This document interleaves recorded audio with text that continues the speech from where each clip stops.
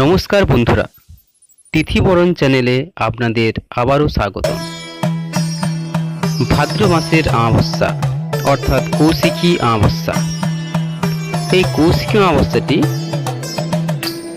পড়েছে সোমবার ভোর 5টা 7 এবং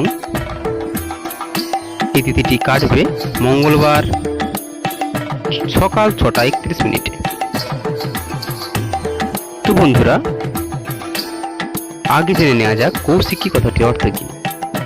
মা কালীর দেহকোষ হইতে নির্গত দেবী।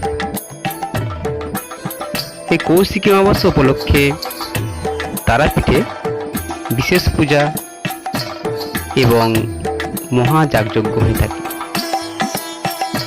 কৌশিকী অমাবস্যা বন্ধুরা নেগেটিভ শক্তি দূরীকরণের এক মোক্ষম তিথি।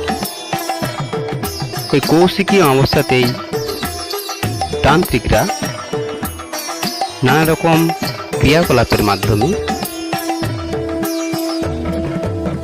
ভূত প্রেত অশরীরী নিয়ন্ত্রণ এবং নানান নেগেটিভ শক্তি দূরীকরণে তারা ব্যস্ত থাকে।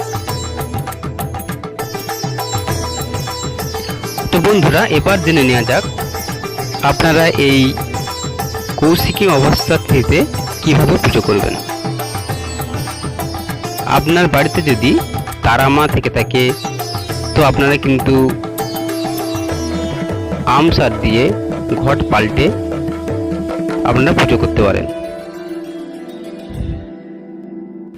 তো চলুন বন্ধুরা, আপনার বাড়িতে যে মা তারা আছে তার পুজো কখন করবেন।